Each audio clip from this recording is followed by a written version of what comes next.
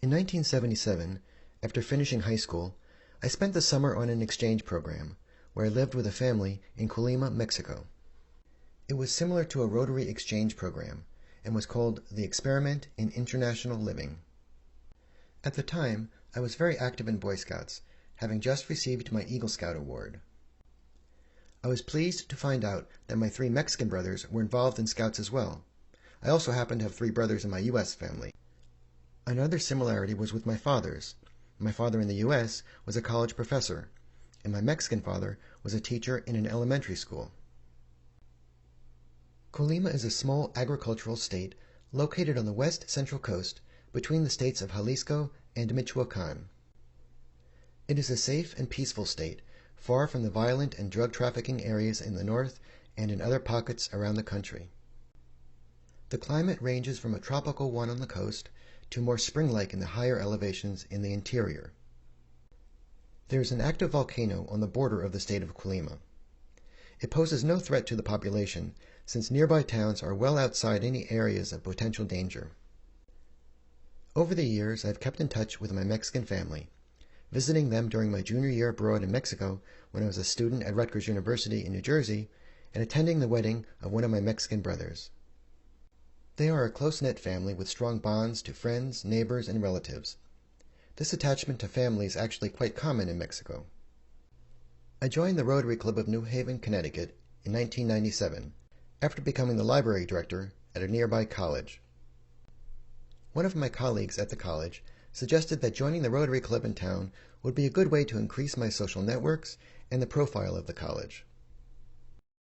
I enjoyed my membership in the club, but when I became the library director in another city in 2004, I found it difficult to attend the lunchtime meetings of the Rotary Club in that city. A few years later, I found out about the existence of e-clubs in Rotary and joined one that had recently formed in Connecticut. I enjoyed the fellowship and staying active in Rotary, but decided to switch to the E-Club of the Southwest because I wanted to be in a larger club. Early in 2008, I learned about Project Amigo when I happened to do an internet search using the terms Colima and Rotary.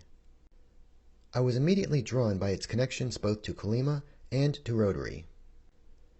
In June 2008, I traveled to Colima to visit with my Mexican family. It had been 10 years since my last visit, and I was anxious to see them, especially since my Mexican father was in declining health. Prior to my trip, I contacted Project Amigo to see if I could stop by to look around. The staff of Project Amigo was very gracious and gave me a tour of their facilities and some of their projects. I was amazed by its impact on improving people's lives through supporting education, in particular bringing mini libraries of 200 fun children's books to poor rural schools. I especially like the program where they distribute books that the children can keep for their very own. Before leaving for home, I asked how I could help out. I was told about the sad fact that even though 9th grade is the required level of education in Mexico, there's little or no regulation in the rural areas of either school attendance or child labor laws. Many children are still taken out of school after 3rd or 4th grade by parents who need the income from their unskilled labor. Often the children will take jobs cutting sugarcane and will miss out on the opportunity to be in school. Project Amigo runs incentive programs and field trips that are designed to keep elementary school students enrolled in school. If they are enrolled in school, they can attend an exciting Christmas fiesta and receive gifts of new clothing and shoes. If they are enrolled in school, they can visit the beach. If they are enrolled in school, they can take educational field trips. The incentive programs work. Every year, Project Amigo takes busloads of kids on outings.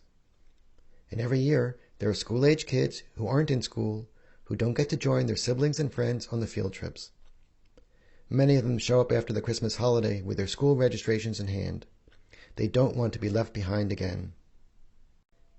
I found out that I could sponsor an elementary school student so that he or she could participate in the incentive programs and field trips.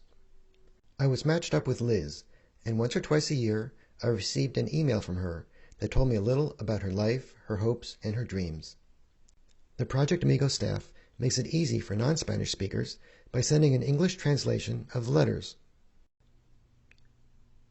My Project Amigo involvement increased 2 years later when I participated in a literacy work week in spring 2010. Ever being the librarian, having the kids show off their reading skills was a real thrill for me. No knowledge of Spanish is needed to participate in one of these work weeks, since the kids will be reading to you. Project Amigo even provides you with a cheat sheet, so you'll know how to say "well done," bien hecho, in Spanish. In the evenings, we had the chance to meet and make friends with local Rotarians and their families. I was particularly impressed that each member brings his own bottle of tequila to the Rotary Club meeting. At a get-together one evening, I had the privilege of meeting Mireia and Noé. Both of them are former Project Amigo scholars who graduated from the University of Colima with law degrees. Soon after this photo was taken, Noé, who is the man on the right, was elected mayor of the town of Cofradía, where Project Amigo has its headquarters. Over half of his cabinet consisted of other Project Amigo scholars. He brought free wireless internet connections to the town and increased the quality of life in many ways. For example, he convinced residents to pay their water bills, and now the water company actually fixes pipes and equipment that are broken. Recently there was another election for mayor in Cofradía, and the winner was Mireia, the woman on the left.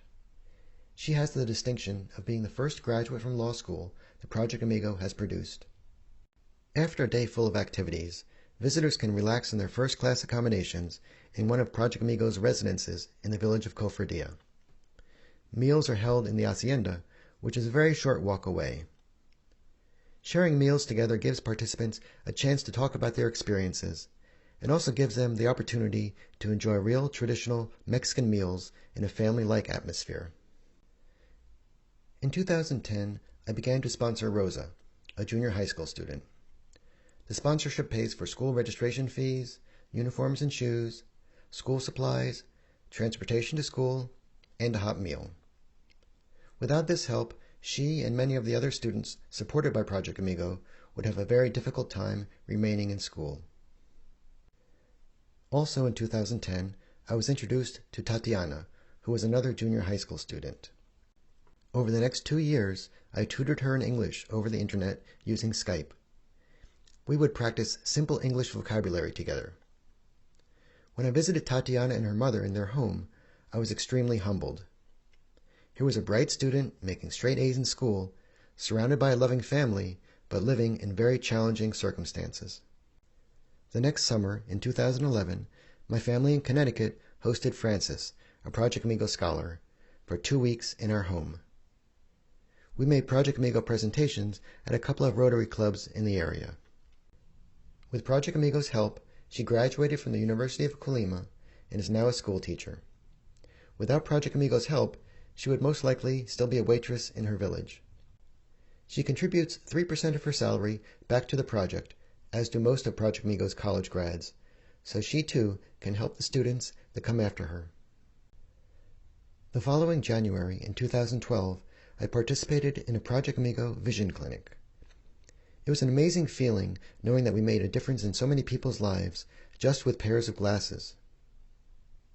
Looking back over my 4 years working with Project Amigo, I wanted to help out more, to make more of an impact, especially knowing that one Project Amigo scholar with a job can lift his or her entire family out of a life of poverty. I spoke to the founders of Project Amigo, Ted Rose and Susan Hill, about my wish to help out, and they invited me to spend a few days in Oklahoma with them this past spring. I accompanied them as they made Project Amigo presentations, and I learned how to make the presentations myself. Now I serve as Project Amigo's ambassador for New England and the northeastern United States. We hold several 9-day work weeks between November and March, and every year more than 140 Rotarians and their families participate. We hope you'll consider a visit to Project Amigo soon, and work with us to help deserving children leave the world of poverty behind. Please visit the website for more information, projectamigo.org. Thank you.